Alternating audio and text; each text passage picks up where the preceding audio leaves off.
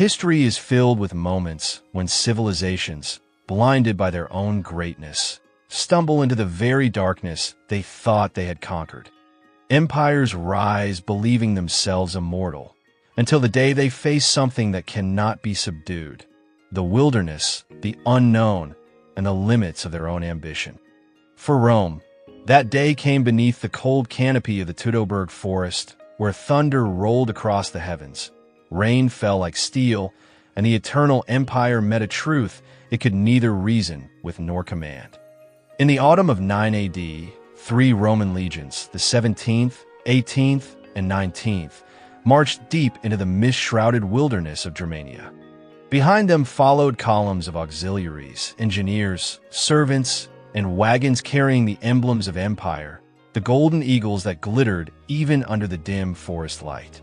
They believed they were advancing to crush a small tribal rebellion. In reality, they were walking into a trap that would stain Rome's pride for centuries. What followed was not a battle, it was a massacre. The forest came alive with death. Spears rained down from unseen hands. Roads dissolved into swamps. The rain turned the ground into mud that swallowed men and horses alike. The disciplined order of the legions disintegrated into chaos. Commands were lost beneath the roar of thunder and the screams of the dying. When the violence finally ended, silence returned to Teutoburg, broken only by the wind sighing through the pine trees and the crows gathering overhead. The architect of this destruction was a man Rome had once called a friend, Arminius. A prince of the Cherusci tribe, he had served as a Roman officer, feasted with Roman governors, and sworn allegiance beneath Roman banners. He knew their language, their discipline, and their arrogance. And with that knowledge, he turned against them. Wearing the armor Rome had given him, Arminius became the destroyer of those who once called him brother. The catastrophe struck the empire like lightning. Never before had 3 entire legions vanished in a single campaign. Their standards, the sacred eagles of Rome, were seized, their soldiers crucified upon trees, their bodies left to rot under the relentless rain. Where once stood the boundary stones of empire, now stood the gravestones of Rome's ambition. When the survivors' accounts reached Emperor Augustus, despair consumed him. The ruler who had forged the Pax Romana, an era of peace and order, saw his vision shattered in the swamps of Germania. Tearing his robes in anguish, he cried out, "Quinctilius Varus, give me back my legions." But no voice answered. Varus was dead, his body burned on a pyre, his honor buried in the mud. The heart of Rome was broken. Across the empire, mourning replaced celebration. Festivals were canceled, recruitment faltered, and the name Teutoburg became a curse whispered in silence. Augustus, old and weary, refused to strike back. Instead, he commanded fortresses to be built along the Rhine, sealing the frontier from the wild land beyond. Germania remained unconquered, its forests unbroken, its people untamed. For 5 long years, the empire hid behind its walls. The wilderness grew thicker, and the ghosts of the lost legions became legend. But vengeance has a long memory. When Tiberius succeeded Augustus, he gazed eastward toward those shadowed woods and saw unfinished business. To restore Rome's honor, he summoned his adopted nephew, Germanicus Caesar, a young general admired for his charisma, bravery, and relentless determination. His mission was clear: redeem Rome's pride or die trying. Germanicus was not merely fighting an enemy. He was battling history itself.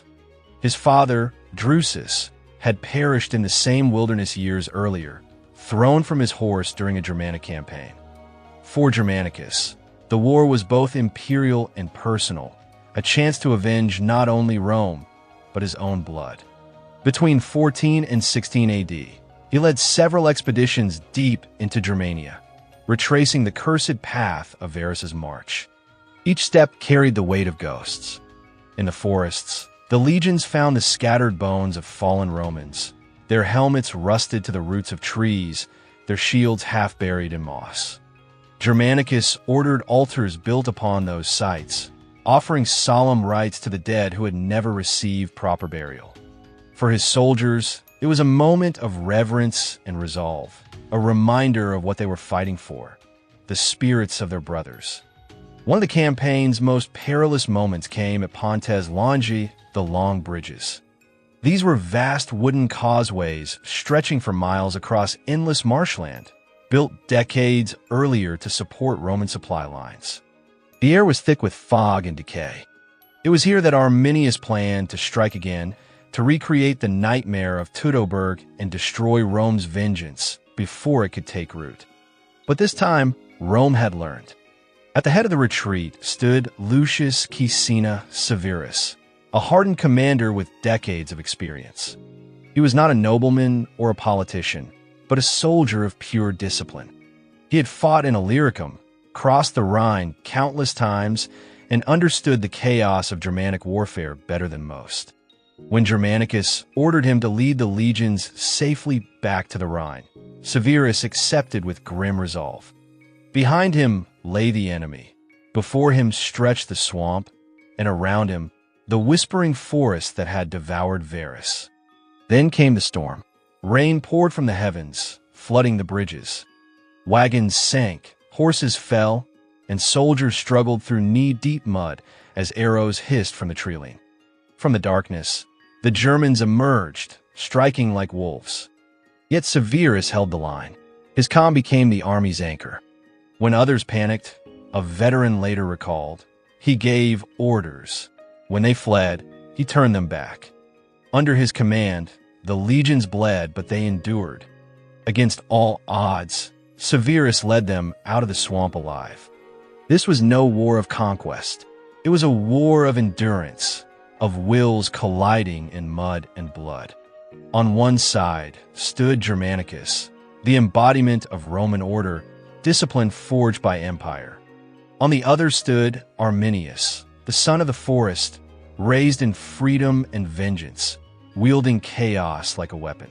Born in Rome's shadow, he became its reflection, proof that even the greatest power cannot tame every soul. For a fleeting moment, the wilderness triumphed.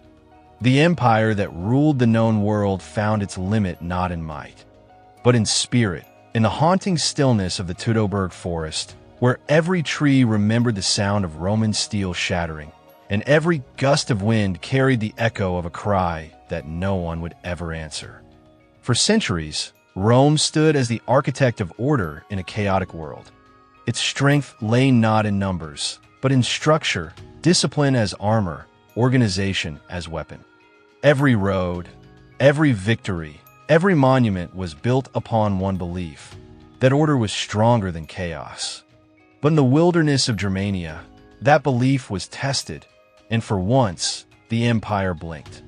Under the command of Lucius Quinctilius Varus, for Roman legions wound their way through the dark northern swamps, a living serpent of iron threading through fog and rain. They moved like machinery, every man part of a greater organism. Scouts ahead, engineers cutting paths through the mire, medics tending the wounded, wagons creaking under supplies. Their mission was not glory, but survival, to bring Rome home. The Pontes Longi were not bridges in a modern sense, but miles of decaying timber roads spanning an endless bog. Beneath them yawned a watery grave for any who stumbled. To falter was to vanish. And yet, under Severus's command, Rome survived once more. Not through conquest, not through triumph, but through the quiet, brutal resilience that had always defined her. The empire would endure, but the forest would never forget. The veteran commander Severus understood one simple truth. In that cursed wilderness, formation meant survival. Every cohort held its position. Every command pulsed like a heartbeat in the rain. When night fell, the legions became creatures of habit and desperation, digging trenches, driving stakes, hammering palisades into the earth until their hands bled. Scouts moved through the fog like ghosts. Engineers patched up bridges that moaned under the weight of the empire, and sentries listened to the kind of silence that feels more dangerous than sound itself. But the forest was never truly silent. Beyond the mist waited Arminius, the wolf of the woods, the Roman-educated German who had turned Rome's discipline into his weapon. He avoided open battle. He waited. He harassed. He made the army bleed drop by drop. His men called out in Latin to lure patrols away, ambushed the supply lines, and left their captives hanging from the trees as grim reminders carved in flesh. He didn't need to destroy Rome outright. He only needed to make her suffer. To the Germans, that forest was sacred, a mother that protected her children.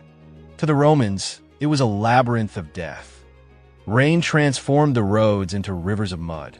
Bridges that hadn't seen maintenance in decades buckled under the legion's boots. Men vanished into bogs without a sound. Horses screamed and drowned, dragging wagons into the muck. The air was heavy with decay and the metallic tang of wet iron. Yet the Romans marched on. Their faith now rested not in the gods of the capital, but in the rhythm of command. Severus knew hesitation was death. His men advanced in narrow lines. Engineers and cavalry leading under Tribune Gallus, the heavy legionaries following close behind, with the wounded and supply carts trailing the rear. 25,000 souls pressed through a corridor barely wide enough for 2 men. Then, as the rain thickened and daylight vanished, the forest erupted. Horns bellowed through the fog, deep, primal, unearthly. From the reeds came figures painted black, their hair wild, their cries drowning out the storm. The Germans attacked like the forest itself had come alive, throwing javelins, rocks, and death from every side. The rear guard collapsed. The bridges trembled and then broke apart under the chaos. One section of the causeway gave way entirely. Wagons plunged into the mire. Men screamed. Fire consumed abandoned supplies. The night sky burned red, the swamp glowing with reflected flame. Historians like Tacitus would later write that the legions, surrounded and starving, abandoned nearly everything, keeping only their weapons and resolve. Severus fought like a man possessed, forming defensive squares in knee-deep mud, rallying his men again and again. Every step forward was paid for in lives. The storm swallowed the screams of the dying. The mud turned crimson beneath their feet. Days blurred together, one bridge at a time, one breath at a time. Arminius attacked at night and vanished by dawn, his men howling from the treeline, mocking the Romans with memories of Varus's slaughter 6 years earlier, when 3 entire legions had been wiped out in these same woods. Every soldier in Severus's ranks knew what failure meant. The forest still kept its trophies nailed to trees. But Rome did not yield. Even when bridges burned behind them and the swamps seemed to devour the earth itself, Severus pushed onward. Half-starved, caked in mud, the legions dragged the empire through the jaws of the wilderness. By the time they reached higher ground near the Rhine, only a fraction of the original force remained, but they were alive. Battered, bloodied, yet unbroken. The Germans might have claimed the ground, but Rome claimed endurance. In that terrible march through the Pontes Longi, the long bridges, the empire revealed its truest strength. Rome's greatness was not in conquest, but in her refusal to collapse. Even surrounded by death and darkness, her heartbeat endured, steady, relentless, eternal. By the time the remnants reached the heart of the marshes, they weren't marching, they were enduring. Each step was a bargain with death itself. The rain never ceased, the air reeked of decay, and the land pulled at their feet as if trying to swallow them whole. The same empire that once bent the world to its will was now crawling through a world that rejected it. After endless ambushes, Lucius Caecina Severus finally led his shattered army onto a rare mound of high ground, an island of mud and exhaustion somewhere between modern Meppen and Lingen. The soldiers collapsed, shields slipping from their hands. But rest was a luxury they couldn't afford. In Germania, night belonged to the enemy. As dusk fell, the forest came alive again. Drums thundered from the shadows, horns wailed like beasts in pain, and fires flickered through the mist. Arminius's warriors moved unseen. their howls echoing across the swamp. The Romans saw only fire and fog. Horses panicked. Arrows hissed through the air. Every glimmer in the distance could be salvation or a trap. Inside the camp, Severus turned despair into discipline. Engineers worked without pause, cutting down what little dry timber they could find to build new walls. Blacksmiths scavenged wrecked wagons for nails and hinges, turning scraps into weapons. Armor was patched with wire, shields held together with belts. The army became its own forge of survival. Food was gone. Men boiled swamp water, mixed crushed oats in a paste, and swallowed it in silence. The smell of rot clung to everything. The wind sliced through their tents like knives. More men died from sickness than swords. The swamp itself had become an executioner. Arminius's attacks weren't only physical, they were psychological. He sent back captured Romans dressed in stolen armor, shouting orders in Latin, waving familiar standards. In the haze, they looked like comrades returning. Some soldiers welcomed them until the blades came out. Chaos erupted. Arrows flew at friend and foe alike. When dawn came, the mud was filled with Roman bodies slain by Roman fear. The next morning brought another assault, first on the gates, then on the bridge repairs. Flaming arrows fell into the swamp like comets. Ditches flooded. Men vanished under the weight of mud and flame. Yet Severus stood firm. He rebuilt ranks, restored order, and turned despair into defiance. But the numbers bled away. The rain kept falling. The ground sank deeper. Records later told of hundreds dying each day, claimed by the swamp's slow hunger. Still, the legions endured, because that was Rome's truest nature, not invincibility, but persistence. Even when the forest closed in, when the world itself seemed to want them gone, the Roman heartbeat kept echoing through the storm. When Severus realized his forces could not hold the line forever, he conceived one final gamble, a daring strike that might turn despair into deliverance. To the southwest stood a massive wooden bridge, one of the few reliable crossings over a tributary of the river Ems. It was in enemy hands. Severus ordered Tribune Gallus to seize it with 2 elite cohorts, 1,200 men and a squadron of cavalry, to clear the path westward towards safety. At first, fortune favored them. Gallus's men charged like thunder, slicing through the Germanic defenders and capturing the bridgehead. Cheers rose across the Roman ranks. For the first time in weeks, the glimmer of victory shone through the rain and mud. But in Germania's swamps, victory was never real, only borrowed. Flushed with success, Gallus pursued the retreating enemy into the woods. That was exactly what Arminius had hoped for. His warriors were already waiting, concealed among the dripping trees. The trap closed with brutal precision. Surrounded and sinking in waist-deep mud, the Roman cohorts fought like beasts in a cage, disciplined, desperate, doomed. From the distant clash of horns, Severus understood what had happened. Gallus had been caught. Gathering the remainder of his legions, he marched straight into the storm to save him. The rescue became a slaughter. In the chaos of rain and fire, the two armies collided. Spears snapped, shields splintered, and men vanished beneath the mire. The Romans fought chest-deep in swamp water, swinging blades through reeds and corpses alike. When it was over, 3,000 were dead, 5,000 wounded, and Gallus himself was carried back to camp barely alive. The bridge was lost, and with it, the last illusion of control. That night, the Roman encampment lay drowned in silence. Then, as though conjured from a mist, a Germanic guide appeared at the gates. He claimed to know a secret path through the forests and streams, a way south that could bypass Arminius's ambushes. It was a dangerous promise, but Severus had run out of choices. As the campfires dimmed, a single command echoed through the rain: retreat. Column by column, the legions began their grim exodus into the dark. Their boots sank into sucking mud.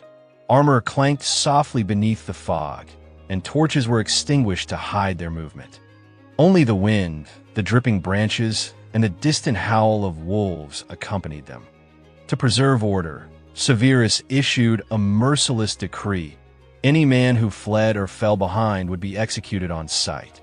The guards enforced it without hesitation. That night alone, 20 Romans were slain by their own comrades. Discipline had become the only shield left between survival and chaos. For 5 days they trudged through a wilderness of death. Narrow forest paths forced the columns in a single file. Rivers and fallen trees blocked the way. Mist wrapped around their faces like a burial shroud. Those who stumbled were left to the swamp. The forest was no longer a battlefield. It was a grave that swallowed the living whole. Near Halternum Sea, as dawn broke through the mist, Arminius struck again. His warriors surged from the forest in a deafening roar, hammering into the Roman flank. The legions locked shields, fighting not for glory, but for existence. The ground dissolved into blood and rainwater. Severus, wounded yet unbroken, commanded from the front, his voice cutting through the chaos. After hours of carnage, the Romans broke through the last encirclement. Ahead shimmered the Rhine, their salvation. By the time they crossed near Castra Vetera, only half remained. The survivors no longer resembled Rome's proud conquerors. Their shields were cracked, armor caked in filth, eyes hollow with exhaustion. They were not an army anymore. They were ghosts carrying the echo of an empire's pride. From across the river, Germanic voices rose through the fog. Tell Caesar, the forest will never bow to Rome. Severus did not answer. He had saved his life, but his honor was buried behind him, somewhere in the mud and rain. When news of the disaster reached Rome, Emperor Tiberius ended all major campaigns beyond the Rhine. Watchtowers replaced ambition, roads replaced conquest. The frontier hardened into a scar, the border of Rome's arrogance. For the first time, the Eternal Empire learned the taste of restraint.